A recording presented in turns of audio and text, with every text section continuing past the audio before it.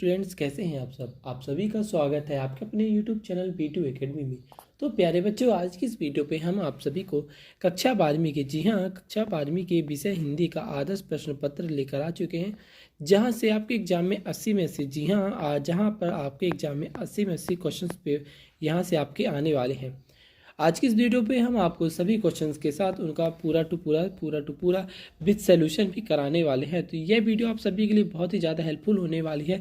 जैसा कि आप सभी को जानते हैं, कल आप सभी का पेपर है, तो कल यदि आज इस वीडियो को अच्छी तरीके से आप पूरी तरीके से देख लेते हैं तो आप अपने एग्जाम में 80 में 80 पाने से आपको कोई भी नहीं रोक सकता। जी हाँ, कोई भी नहीं रोक सकता। तो चलिए वीडियो स्टार्ट करते हैं, क्योंकि आपके पास समय कम है और हमारी उद्देश्य है आप सभी को बेहतर बनाना और आपको अपने स्कूल में टॉपर बनाना। पहला प्रश्न, उचित विकल्प का चयन कीजिए। जहाँ पर पहले प्रश्न पूछा गया है रामचरितमानस की भाषा क्या है, तो आपको बताना है कि रामचरितमानस की भाषा है कौन सी, अवधी भाषा है। नेक्स्ट है, कवित्त के प्रत्येक चरण में वर्ण होते हैं, तो आपको बताना है कि बच्चों कवित्त के प्रत्येक चरण में 31 वर्ण होते हैं। नेक्स्ट है, जिस वाक्य में एक ही संज्ञा और क्रिया का प्रयोग होता है उसे क्या कहते हैं, तो आपको बताना है कि उसे सरल वाक्य कहते हैं। क्या कहते हैं बच्चों? सरल वाक्य कहते हैं। ठीक है। नेक्स्ट है, आत्म परिचय। क्या बोला? अल्प आत्म परिचय कविता में किसका पान किया करता है, तो आपको बताना है स्नेह रूपी मदिरा का पान करता है। मैला आंचल उपन्यास है, तो बताना है कि मैला आंचल जो उपन्यास है फणीश्वर नाथ रेणु जी का है। ऑप्शन नंबर 7 इसका 70 हो जाएगा। नेक्स्ट है, परचेसिंग पावर से क्या आशय है, तो आपको बताना है परचेसिंग पावर से आशय खरीदने की शक्ति से होती है। किससे होती है? खरीदने की शक्ति से। नेक्स्ट है, उचित विकल्प का चयन कर रिक्त स्थानों की पूर्ति कीजिए। पहला है, राख से लीपा हुआ चौक अभी भी गीला पड़ा है, तो इसका उत्तर हो जाएगा गीला। ठीक है। नेक्स्ट है, प्रगतिशील लेखक संघ की स्थापना कब हुई थी, तो आप बताना प्रगतिशील लेखक संघ की स्थापना 1936 में हुई थी। ठीक है। अगला यहाँ पर आपसे पूछा गया है, छंद शास्त्र में पद का अर्थ छंद का बिंदी बिंदी भाग होता है, तो आप बताना कि छंद का चतुर्थ भाग होता है। नेक्स्ट है, बिंदी बिंदी पेशों का दोषपूर्ण पूर्व निर्धारण ही नहीं बल्कि मनुष्य को जीवन भर के लिए पेशे में बांध देती है, तो होगा इसका जाति प्रथा। नेक्स्ट है, महादेवी वर्मा करुण और बिंदी बिंदी की गायिका थी, तो आप बताना कि वेदना की गायिका थी। एक भाषा क्षेत्र में कई बिंदी बिंदी होती हैं, तो आप बताना एक भाषा क्षेत्र में कई उपबोलियां। जी हाँ, कई उपबोलियां होती हैं। ठीक है। इसके बाद हम चलते बच्चों सत्य असत्य की ओर। ठीक है। अखबार सिर्फ तथा रेडियो पाठनी माध्यम है, तो आप बताओगे माध्यम नहीं है, तो आप बताओगे असत्य। नेक्स्ट है, कौन क्या कौन कब और कहाँ कंकार का प्रयोग समाचार के मुकड़े इंट्रो भाग में होता है, तो आप बताओगे जी हाँ सत्य। एक अच्छे और रोचक फीचर के साथ फोटोग्राफिक्स आदि होना जरूरी है, तो आप बताओगे जी हाँ सत्य की होना जरूरी है। नेक्स्ट है, टेलीविजन द्विरेखी माध्यम है, तो आप बताओगे कि टेलीविजन द्विरेखी माध्यम नहीं है। नेक्स्ट है, यद्यपि निपात शब्द है, तो आप बताओगे असत्य नहीं है। नेक्स्ट है, रिपोर्ट को समाचार लेखन की उल्टा पिरामिडी शैली में लिखते हैं, तो आप बताओगे असत्य नहीं लिखते हैं। नेक्स्ट है, सही जोड़ी बनाइए। क्या करना है बच्चों? आपको यहाँ पर सही जोड़ी बनाना है। ठीक है। तो आपको देखो, आपको मिलान कैसे करते चलना है। आपको सही जोड़ी है, यहाँ पर आपको स्तंभ ए और स्तंभ बी दिया गया है। ठीक है। तो आप टिक करेंगे पहला का जो सिल्वर वेडिंग है, सिल्वर वेडिंग का जो मनोहर जोशी से इनका हो जाएगा। नेक्स्ट हो जाएगा दूसरे का जो जूझ है, जूझ का हो जाएगा कवि कौन है? आनंद यादव है। जैसे अतीत में दबे पाँव के जो लेखक कौन थे? ओम थानवी। क्या थे? ओम थानवी थे। नेक्स्ट है चौथा, निर्दयी का क्या है? एक अशुद्ध शब्द है। क्या अशुद्ध शब्द है? मास्टर कौन था? तो आप बताना है कि मास्टर कौन था? मास्टर जी थे हमारे दत्ता जी राव थे मास्टर। नेक्स्ट है दादा। तो दादा जो थे हमारे कौन थे? दादा थे हमारे रतनप्पा, हमारे दादा थे। ठीक है। संदेह अलंकार है, तो आप बताना कि संदेह अलंकार कौन सा है? तो आप बताओगे रस्सी है या सांप, यह एक प्रकार का संदेह अलंकार होता है बच्चों। ठीक है। नेक्स्ट है, यहाँ पर आपसे पूछा गया निम्नलिखित प्रश्नों का उत्तर दे, एक वाक्य में उत्तर देना है। ठीक है। जहाँ पर कमायनी किस युग की रचना है, तो बताना कि कमायनी आधुनिक युग की छायावादी रचना है। किसकी? आधुनिक युग की छायावादी रचना है। नेक्स्ट है बच्चों, अज्ञे को किसका प्रवर्तक माना जाता है, तो आपको बताना अज्ञे को प्रयोगवाद का प्रवर्तक माना जाता है। किसका? प्रयोगवाद का प्रवर्तक माना जाता है। नेक्स्ट है, हिंदी कविता की नवीन युग के सूत्रपात का श्रेय किस युग को दिया जाता है, तो आपको इसका उत्तर बताना है छायावाद युग को दिया जाता है। नेक्स्ट है हिंदी साहित्य के श्रेष्ठ व्यंग्य लेखक कौन है? तो आपको बताना हिंदी साहित्य के श्रेष्ठ व्यंग्य लेखक हरिशंकर परसाई जी हैं। नेक्स्ट है यति किसे कहते हैं? तो आप बताओगे ठहरने या विराम करने के स्थान को हम यति कहते हैं। नेक्स्ट है छंद कितने प्रकार के होते हैं, उनके नाम लिखिए। तो आप बताओगे छंद 2 प्रकार के होते हैं, मात्रिक और वर्णिक छंद। ठीक है बच्चों। अगला आता है ओज गुण। क्या बच्चों की ओज गुण वाले काव्य में किस रस की प्रधानता होती है? तो आप बताओगे ओज गुण वाले काव्य में वीर रस की प्रधानता होती है। नेक्स्ट है पतंग के बारे में कवि क्या बताता है? तो आप बताना कि पतंग के बारे में कवि के अनुसार संसार की सबसे हल्की चीज होती है पतंग, वह रंग बिरंगी होती है और कागज में सबसे हल्के कागज की बनी होती है। इसमें बांस की लगी कमानी अत्यधिक पतली होती है। इसका थोड़ा पूछा गया है बादल राग कविता में कवि ने बादलों को बिलाप बादल क्यों कहा है? तो आपको बताना है कि कवि बादल को क्रांति का प्रतीक मानता है। क्रांति आने बुराई रूपी कीचड़ समाप्त हो जाता है तथा शोषित व्यक्ति के जीने योग्य में स्थिति मिलती है। इसी कारण कवि ने बादलों को बिलाप बादल कहा है। साथ में आप सभी से पूछा गया है भक्ति कालीन काव्य की 2 प्रमुख विशेषताएं लिखिए। तो आपको बताना है कि भक्ति कालीन काव्य की 2 प्रमुख विशेषता। यहाँ पर आपको टोटल 8 विशेषता दी गई हैं। आपको इसमें से केवल 2 विशेषताओं को लिखना है बच्चों। ठीक है। अगला पूछा गया बच्चों रीतिकाल की प्रमुख विशेषताएं लिखिए। तो आपको भी इसमें रीतिकाल की प्रमुख विशेषताओं में आपको टोटल 7 विशेषताएं दी गई हैं, जिसमें से आपको टोटल 2 विशेषताओं को ही कॉपी पे नोट डाउन करना है। ठीक है बच्चों। इसके बाद आता है बच्चों आपका सुराठा छंद की परिभाषा, एक उदाहरण लिखिए। क्या करना है? सुराठा छंद की एक उदाहरण और परिभाषा लिखिए। तो यहाँ पर आप देख सकते हो सुराठा छंद का ये परिभाषा हो गया। ठीक है। अब इसके बाद चलिए उदाहरण चलते हैं। आपको यदि लग रही कि वीडियो जल्द थोड़ी फास्ट है तो आप क्या करें, वीडियो को थोड़ा इसका वो स्पीड है स्लो करके देख सकते हैं और या कि स्क्रीनशॉट भी ले सकते हैं। ठीक है। आप यहाँ से इसका उदाहरण लिख लीजिए बच्चों। उदाहरण है आपका बंधहु गुरु पंद कुज कृपा सिंधु नर रूप हरि मन मोह तम पुज जसु बचन रविकार निकार। ठीक है। अथवा है बच्चों व्यतिरेक अलंकार की परिभाषा उदाहरण से लिखिए। तो आपको बताना है व्यतिरेक अलंकार का जब छोटे को बड़े से श्रेष्ठ बताया जाता है और उसका कारण भी दिया जाता है, अर्थात उपमेय को उपमान की अपेक्षा बढ़ाकर बताया जाता है, तो इसे व्यतिरेक अलंकार कहते हैं। आप यहाँ से इसका उदाहरण भी देख सकते हैं। उदाहरण आप लिख लीजिए खंजन मिल सरोजनी ही कभी गंजन नैना लाला दिन होनो। ठीक है। आप इसे लिख लीजिएगा। ठीक है।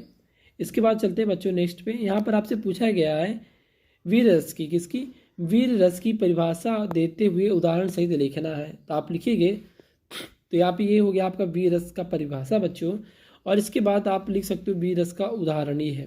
आप इसे वीर रस में लिख सकते हो। कि आपको पता होगा खूब लड़ी मर्दानी वाली झांसी वाली रानी थी, आप वो वाली पंक्ति को भी लिख सकते हैं क्योंकि ये वाली पंक्ति अधिकांश बच्चों को ये वाली पंक्ति याद रहती है। तो आप इसे भी लिख सकते हैं इनके स्थानों पे। ठीक है।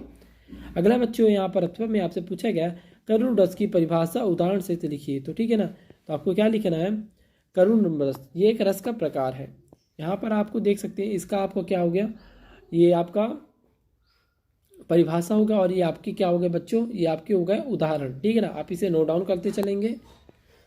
नेक्स्ट है बाजार का जादू किसे कहते हैं। यहाँ पर आपसे पूछा गया है, कभी आपसे पूछ रहा है कि बाजार का जादू किसे कहते हैं। तो आपको बताना है कि बाजार का जादू बाजार की तड़क भड़क और लुभानी वस्तुओं के रूप सौंदर्य से जब ग्राहक खरीदारी करने के लिए मजबूरी हो जाता है उसे बाजार का जादू कहते हैं। अथवा में पूछा गया बच्चों आपसे इंद्र सेना सबसे पहले गंगा मैया जी की क्यों आरती करती है। तो आपको बताना है गंगा नदी की पवित्र नदी माना जाता है, इससे लोगों की आस्था भावनाएं जुड़ी हुई हैं।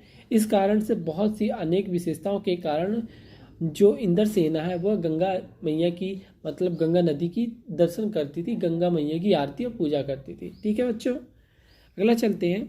यहाँ पर से आपसे पूछा गया है रिपोर्ताज। क्या पूछा गया बच्चों? रिपोर्ताज से क्या आशय? रिपोर्ताज की 2 प्रमुख विशेषताएं लिखिए। तो आपको पहले यहाँ पर बच्चों रिपोर्ताज की परिभाषा लिखनी है, फिर इसके बाद आपको रिपोर्ताज की क्या लिखनी, 2 विशेषताओं का यहाँ पर वर्णन करना है। अथवा यात्रा साहित्य से आप क्या समझते हैं, इसके 2 लेखकों के नाम की रचना सहित लिखिए। ठीक है। तो आपको बताना है यात्रा साहित्य वह साहित्य है, क्या लिखना बच्चों? यात्रा साहित्य वह साहित्य है जिसमें व्यक्तियों के समस्याओं के अंकन के स्थान पर प्रदेश विरोधक आंचलिक वर्णन होता है। ठीक है, यहाँ पर आप यात्रा साहित्य के 2 लेखक लिख लीजिए और उनकी एक एक रचनाओं का भी यहाँ पर आप वर्णन कर सकते हैं बच्चों। ठीक है, फिर इसके बाद बच्चों आप लिखेंगे मुहावरे किसे कहते हैं। क्या लिखना बच्चों कि मुहावरे किसे कहते हैं। तो आप बताओगे ऐसे वाक्यांश जिसमें अर्थ समान होने से भिन्न तथा चमत्कारिक रूप में विलक्षण रूप होते हैं उसे मुहावरा कहते हैं, जैसे 9 2 11 होना। अथवा बच्चों आपसे पूछा गया लोकोक्ति किसे कहते हैं। तो आप यहाँ पर आपको लोकोक्ति की परिभाषा लिखनी है कि साहित्य में प्रचलित वह वाक्यांश जो स्वयं से एक पूर्ण वाक्य होता लोकोक्ति कहलाता है, जैसे धोबी का कुत्ता ना घर का ना घाट का, ये एक प्रकार की लोकोक्ति है बच्चों। ठीक है, इसके बाद चलते विपार्थी युग में शब्द को उदाहरण सहित समझाइए। ठीक है, तो यहाँ पर आपको क्या करना है, सबसे पहले आपको इनकी परिभाषा लिखनी है। क्या कर लिखनी है बच्चों, यहाँ पर आपको सबसे पहले इनकी परिभाषा लिखनी है, फिर आपको ऐसे 2 युग में लिखने, जैसे कि आना और जाना, मतलब आओ और जाओ, मतलब ये हो जाएगा विपरीत शब्द हो जाए, जैसे कि हेड और टेल विपरीत हो गया ना। फिर इधर जैसे आपको दूसरा हो गया इधर उधर, तो ये भी एक प्रकार का विपरीत होता है, इसे भी आप नोट डाउन कर सकते हैं। नेक्स्ट टाइम आपसे पूछा गया इसका तमाम प्रश्न है आपसे कि संयुक्त वाक्य किसे कहते हैं, उदाहरण से लिखिए। तो आप बताओगे जब सरल वाक्यों को 2 या 2 से अधिक संयोजक शब्दों द्वारा जोड़ दिया जाता है उसे संयुक्त वाक्य कहते हैं। उदाहरण के लिए सुरेश कल आएगा और परसों चला जाएगा। तो यहाँ पर आप देख सकते हो 2 वाक्यों को जोड़कर बनाया गया है, तो इसलिए आप इसे क्या कर सकते हो बच्चों, आप इसे बोल सकते हो संयुक्त वाक्य। नेक्स्ट क्वेश्चन आपसे पूछा जा रहा है जूझ कहानी में आपको किस पात्र में सर्वाधिक प्रभावित किया और क्यों। मतलब आप देखोगे कि जूझ कहानी आपके पाठ्य पुस्तक में होगी, उसमें आपसे पूछा गया है जूझ कहानी का ऐसा कौन सा पात्र है जो आपको बहुत ज़्यादा प्रभावित किया। ठीक है ना, तो आपको उसके बारे में यहाँ पर वर्णन करना है। तो आप देख सकते हो जूझ कहानी में यहाँ पर उन्होंने बताया है कि जूझ कहानी में सबसे ज़्यादा हमें दत्ता जी राव देसाई ने बहुत ज़्यादा प्रभावित किया है। फिर आपको दत्ता जी राव के बारे में थोड़ा सा डिटेल लिख देना है। ठीक है, अथवा में पूछा गया बच्चों मोहनजोदड़ो, क्या पूछा गया है कि मोहनजोदड़ो के घरों की 2 विशेषताएं लिखिए। यहाँ पर आपके प्रश्न जो हैं 2 नंबर के पूछे जा रहे हैं, इसलिए आपको यहाँ पर बच्चों 2 इनकी विशेषताओं को लिखना है। ठीक है, अगला चलते हैं बच्चों। यहाँ पर आपसे पूछा जा रहा है जनसंख्या माध्यम प्रिंट की विशेषताएं, गुण और दोषों की खामियों का वर्णन कीजिए। तो आप यहाँ पर उसके 2 विशेषताएं लिखनी है, तो यहाँ पर आप गुण और यहाँ पर दोष लिखेंगे और सामने लिख देंगे, तो इस प्रकार से ये आपके हो जाएंगे अंतर। ठीक है बच्चों, फिर इसके अर्थ में पूछा गया है समाचार लेखन 6 कंकार कौन कौन से, मतलब समाचार लेखन में 6 कंकार कौन कौन से होते हैं आपको बताना है। तो आप बताओगे समाचार पत्र में 6 कंकार का नाम, क्या हुआ, किसके साथ हुआ, कहाँ हुआ, कब, क्यों हुआ, क्यों, कैसे हुआ, कैसे। ठीक है, ऐसे मतलब जब आप देखोगे न्यूज़ में अधिकांशतर ऐसे पूछे जाते हैं कि कब हुआ, किसके साथ हुआ, कैसे हुआ, ऐसे पूछे जाते हैं, तो आपको भी ऐसे याद रखना है। नेक्स्ट है कुंवर नारायण और उमाशंकर जोशी का जीवन परिचय बिंदु के आधार पर लिखिए। यह प्रश्न आपके एग्जाम में 3 नंबर के आएंगे। ठीक है, तो आपको यहाँ पर कुंवर नारायण और उमाशंकर जोशी दोनों की 2 रचनाएं भाव पक्ष, कला पक्ष और साहित्य में स्थान आप सभी को बताने वाले। तो आप देख सकते हो ये कुंवर नारायण की हो गई। ठीक है ना, तो यहाँ पर आप कुंवर नारायण लिख सकते हो। ठीक है, यहाँ पर उनकी 2 रचनाएं हो गई और भाव पक्ष है, भाव पक्ष के अंदर आपको इतनी हिस्ट्री उनकी लिखनी है। ठीक है बच्चों, नेक्स्ट चलते हैं हम। यहाँ पर उनकी कला पक्ष हो गई। ठीक है ना, साहित्य में स्थान हो गया। ठीक है, अब इसके बाद आता है आपका क्या, उमाशंकर जोशी। क्या था बच्चों, उमाशंकर जोशी, इनकी 2 रचनाएं भाव पक्ष लिख लीजिए। ठीक है, ये यहाँ पर आपका कला पक्ष हो गया। ठीक है, यहाँ पर से आप कला पक्ष को लिखिए और फिर यहाँ पर आपका हो गया इसका साहित्य में स्थान। क्या हो गया बच्चों, साहित्य में स्थान हो गया, जो सबसे लास्ट से आप याद कर लीजिएगा। ठीक है, वैसे आपको मैं ऐसे 2-4 पॉइंट्स आपको मैंने एक वीडियो पे बताया है, यदि आप उन 2-4 पॉइंट्स को यदि अच्छे तरीके से समझ लेते हैं तो आपका जो ये आपका जो आता है कि साहित्य में स्थान, इनकी 2 रचनाएं, भाव पक्ष, कला पक्ष लिए, आप 2 मिनट में, जी हाँ 4 मिनट की वीडियो यदि आप उसे 2 मिनट यदि ध्यान से देख लेते हैं तो आपसे ये 3-3 नंबर वाले प्रश्न एकदम टोटली बन जाएंगे। नेक्स्ट है हजारी प्रसाद द्विवेदी और जितेंद्र कुमार का जीवन परिचय बिंदु के आधार पर लिखिए। तो उनकी 2 रचनाओं साहित्य में स्थान और साहित्य भाव पक्ष और कला पक्ष आपको यहाँ पर आपको साहित्य भाषा शैली लिखनी। अधिकांश बच्चे क्या गलती करेंगे, यहाँ पर भी देखेंगे अरे भैया ये तो वो सेम है, तो क्या करेंगे ना कला पक्ष और भाव पक्ष लिख दें, बट यहाँ पर आपको ध्यान देना है। यहाँ पर जैसे मेरे से गलती हो गई थी ना, तो आपको क्या करना है, यहाँ पर भाषा शैली ध्यान से देकर लिखना है। ठीक है, तो आप देख सकते हो यहाँ पर आ चुका है हजारी प्रसाद द्विवेदी। हजारी प्रसाद द्विवेदी जी का आपको भाव पक्ष और कला पक्ष लिखना है। ठीक है ना, क्या लिखना है बच्चों, भाव पक्ष और कला पक्ष लिखना है। ठीक है, भाषा शैली साहित्य में स्थान, इसी प्रकार जतेंद्र कुमार का आपको लिखना है, उनका 2 रचनाएं लिख देना है, भाषा और लिख देना, शैली लिख देना, साहित्य में स्थान लिख देना। ठीक है, फिर अगला प्रश्न पूछा गया बच्चों, निम्नलिखित पंक्ति का भाव पल्लवन कीजिए। मतलब यहाँ पर आपको एक पंक्ति दिया गया है। ठीक है ना, आपको इतना एग्जाम में दिया जाएगा, परिहित सरी से धर्म नहीं भाई। ठीक है, आपको क्या करना है, इस पंक्ति का आपको क्या करना है, आपको इसका विस्तार करना है। ठीक है बच्चों, आप देख सकते हो विस्तार आप इसी प्रकार से करोगे, मतलब ऐसा विस्तार करो कि ताकि कॉपी चेक करने वाला आपको 3 नंबर का प्रश्न है ना, तो आपको यदि कितनी भी कटौती करे फिर भी वो आपको 3 नंबर देने के लिए राजी हो जाए। ठीक है, अगला उसका अथवा में प्रश्न पूछा गया बच्चों, वृक्ष की उपयोगिता और विषय एक अनुच्छेद लिखिए। मतलब आपको आप दिया जाएगा, आपकी इतनी बिंदु दी जाएगी वृक्ष की उपयोगिता, तो आपको बताना है कि हमारे जीवन में वृक्षों का क्या उपयोग है, वृक्षों का क्या महत्व है। आपको इसके बारे में लिखना है कि यदि वृक्ष ना होते तो हमारा जीवन आज ना होता। ठीक है ना, क्योंकि वृक्षों से ही हमें ज़्यादा ऑक्सीजन मिलती है, क्योंकि वो हमारे द्वारा छोड़े गए कार्बन डाइऑक्साइड को अपने पास लेती है और ऑक्सीजन देती है। ठीक है ना, तो आज हम जो सांस ले रहे हैं वृक्षों के कारण ले रहे हैं। तो आप इसी प्रकार हिस्ट्री बनाकर मतलब 15 से 10 लाइन आप यहाँ पर लिख देना। ठीक है, यहाँ पर अगला प्रश्न आपसे पूछा जा रहा है बच्चों, यहाँ पर आपसे पूछा गया है कि किसी गद्यांश को निम्नलिखित गद्यांश को पढ़कर पढ़िए और नीचे दिए गए वाक्यों को उत्तर दीजिए। मतलब आपको अपने एग्जाम में इतने सारे लाइन्स आपको गद्यांश में दे दिए जाएंगे। ठीक है, इन सभी को आपको क्या करना है, इन सभी को आपको पढ़ना है और फिर यहाँ पर 3 प्रश्न आपके नीचे दिए जाते हैं, इन गद्यांशों को आपको उसको उत्तर देना है। फिलहाल मैंने इसको उत्तर यहाँ पर लिख दिया है। मानव जीवन एक अनमोल उपहार, पहला हो जाएगा। दूसरा हो जाएगा मनुष्य बुद्धि विवेक और तर्क करने की क्षमता से अन्य जीवों से भिन्न। और अगला हो जाएगा विवेक अविवेक सद्गुण और दुर्गुण। ठीक है बच्चों, अगला है इसी का अथवा इसी में पूछा गया है, इसमें same to same as a process करना है आपको। यहाँ पर आपको 5 से 6 लाइन की पंक्ति दे दी जाएगी और उससे मिलता जुलता आपसे प्रश्न पूछा गया है। देख लीजिए यहाँ पर आपको 3 प्रश्न पूछे। जी हाँ बच्चों, आपसे 3 प्रश्न यहाँ पर पूछे गए हैं। आप देख सकते हो ये 3 प्रश्न पूछे जा रहे हैं। इन सभी तीनों प्रश्नों के यहाँ पर मैंने उत्तर लिख दिए हैं। आपको बस वीडियो को स्टॉप कर लेना है और जल्दी से इस क्वेश्चंस को अपने मोबाइल में नोट डाउन कर लेना है, सॉरी कॉपी पे नोट डाउन कर लेना है। ठीक है, अगला प्रश्न है निम्नलिखित काव्यांश की संदर्भ प्रसंग सहित व्याख्या करिए। यहाँ पर आपको क्या दिया जाएगा, आपको एग्जामिनर जो है आपके पेपर में 4 लाइन की पंक्ति दे देगा और आपको बोलेगा निम्नलिखित पंक्ति को पढ़कर आप इसका संदर्भ प्रसंग और व्याख्या लिखिए। तो बहुत सिंपल है, आपको क्या लिखना है, पहले तो आपको मैं बता देता हूँ। आप इसको चाहे तो यदि आप लिखना चाहते हो तो इसका उत्तर भी यहाँ पर है, आप लिख सकते हो।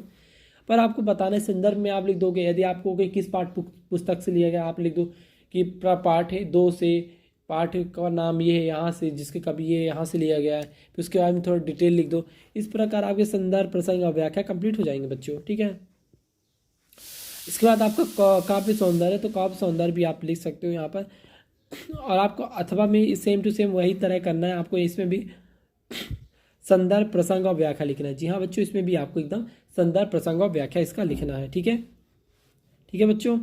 फिर इसके बाद आता है आपका, ये हो गया आपका। इसके बाद आता है फिर इसमें भी आपको करना है प्रश्न क्रमांक 21 में आपको संदर्भ प्रसंग व्याख्या लिखना है। यहाँ पर आपको भी कई सारी पंक्तियाँ दी जाएंगी, देख सकते हो। ये आपको संदर्भ प्रसंग व्याख्या लिखना है। यहाँ पर 4 नंबर के प्रश्न आपके होने वाले। यहाँ पर आपको इतनी सारी पंक्ति दी जाएंगी जिसे आपको पढ़कर इसका संदर्भ प्रसंग और व्याख्या आपको यहाँ पर लिखना है। ठीक है बच्चों, आपको सेम इसमें भी अथवे में करना है। ठीक है ना, तो आपको क्या करना है, किसी 2 में से एक को पढ़ के जाना है, क्योंकि 2 में से एक क्वेश्चन आपके कंप्लीट हो जाएंगे हर क्वेश्चन में। ठीक है, नेक्स्ट है क्षेत्र। अब यहाँ पर आता है सबसे मोस्ट इंपॉर्टेंट क्वेश्चन जो आप सभी के एग्जाम में, चाहे वो हिंदी इंग्लिश हो, सभी में पूछे जाते हैं। क्षेत्र में बिजली के संकट से उत्पन्न, क्या बच्चों, क्षेत्र में बिजली के संकट से उत्पन्न कठिनाइयों का वर्णन करते हुए समाचार पत्र में लिखना है। मतलब यहाँ पर आपको एक लेटर लिखना है। किसको लिखना है, आपको एक समाचार पत्र वाले को एक लेटर लिखना है कि महोदय, हमारे ज़िले में, हमारे घर के आस पड़ोस, हमारे मोहल्ले में बिजली की बहुत ज़्यादा कटौती हो रही है, इस पर आप पेपर में वर्णन करें। ठीक है ना, तो आपको लिखना कैसे है, यहाँ पर आप सबसे पहले लिखोगे प्रति संपादक महोदय श्री राम एक्सप्रेस ग्वालियर। मतलब यहाँ पर वो आपको पेपर प्रिंटर का नाम लिख देना कि जो सा कंपनी प्रिंट कर रही है, यहाँ पर आपको विषय लिख देना है बिजली संकट उत्पन्न कठिनाइयों के विषय में, और यहाँ पर आप डिटेल लिख दो कि सर हमारे यहाँ ऐसा हो रहा है कि कई दिनों से बिजली की कटौती हो रही है, हमारे पेपर चल रहा है, बहुत टाइम से हम पढ़ नहीं पा रहे, ऐसा वैसा आप लिख सकते हो। ठीक है, और फिर यहाँ पर आप लास्ट में दिनांक लिख दोगे, अपना नाम लिख दे दोगे। ठीक है, इसके 8वें में पूछा गया बच्चों, अपनी छोटी बहन को क्या पूछा गया है, अपनी छोटी बहन को लगातार मोबाइल फ़ोन देखने की दुष्परिणाम प्रभाव से इंगित करते हुए ये एक पत्र लिखे। मतलब आप जानते हो कि आपकी बहन जो है बहुत ज़्यादा मोबाइल चलाती है, बट आपको समझाना है कि बहन मोबाइल चलाना बहुत ही मतलब दुष्परिणाम प्रभाव होता है, इसका आंखों में बहुत ज़्यादा प्रभाव पड़ता है। तो इसके लिए आप क्या करोगे, अपनी बहन को एक लेटर लिखना है। तो इसी लेटर में आप लिख देना यहाँ बहन का क्या बच्चों, यहाँ पर आपको बहन का एड्रेस लिख देना, बहन का नाम। ठीक है ना, यहाँ पर आपको अपना नाम। ठीक है, और यहाँ पर आपको डिटेल लिख देना है कि बहन ऐसा ऐसा होता है, इसलिए मत देखा करो मोबाइल। ठीक है ना, यहाँ पर अपना नाम लिख करके आप इसे पेपर सेंड कर दोगे उनको। और ये क्वेश्चन आपके टेक्स्ट बुक का पेपर्स का बहुत लास्ट क्वेश्चन है, और ये क्वेश्चन भी बहुत ज़्यादा मोस्ट इंपॉर्टेंट है, क्योंकि यह क्वेश्चन आपको एकमात्र क्वेश्चन है जो आपको 4 नंबर के प्रश्न आते हैं यहाँ से आपको किसी एक विषय पर आपको क्या लिखना बच्चों, निबंध लिखना है, जिसमें जीवन के खेलों का महत्व है, मेरे प्रिय कवि, इंटरनेट और महंगाई। ठीक है, इन सभी का आपको क्या करना है बच्चों, इन सभी का आपको निबंध लिखना है। ठीक है ना, तो आप देख सकते हो ये आपके जीवन में खेलों का महत्व का निबंध हो गया, किसका, जीवन में खेलों का महत्व का निबंध हो गया। ठीक है, आप इसे टॉपिक वाइज टॉपिक बना कर लिखेंगे। फिर इसके बाद हो गया मेरे कवि, क्या हो गया बच्चों, मेरे कवि प्रिय का निबंध हो गया, और तीसरा ये इंटरनेट का निबंध हो गया। ठीक है, ठीक है बच्चों। इस प्रकार से बच्चों आज की इस वीडियो पे मैंने आपको सभी क्वेश्चन के प्रश्न क्रमांक 1 से लेकर के प्रश्न क्रमांक 6 तक के सभी क्वेश्चंस को हल करा दिया है। आई होप यह वीडियो आप सभी को पसंद आई होगी। यदि वीडियो पसंद आई होगी तो प्लीज़ बच्चों वीडियो को लाइक कर लीजिए, चैनल को सब्सक्राइब कर लीजिए और घंटी का आइकन को ऑन कर लीजिएगा, ताकि आने वाली सभी वीडियो की नोटिफिकेशन आप तक मिल सके और आप अपने एग्जाम की तैयारी बहुत ही बेहतर तरीके से कर पाएँ। सो दोस्तों, यदि आपने अभी तक यह वीडियो अपने दोस्तों तक शेयर नहीं किया है तो प्लीज़ इस वीडियो को जल्दी से अपने दोस्तों में शेयर कीजिए, क्योंकि आपके साथ आपके दोस्त भी तो आपके स्कूल के टॉपर बनने चाहिए। यदि आपका दोस्त स्कूल का टॉपर बने तो आप ज़िले के टॉपर बनो, इसलिए वीडियो को जल्दी जल्दी शेयर करो। सो आज के लिए बस इतना ही दोस्तों, फिर मिलते हैं एक नेक्स्ट वीडियो के साथ। So thanks for watching my video.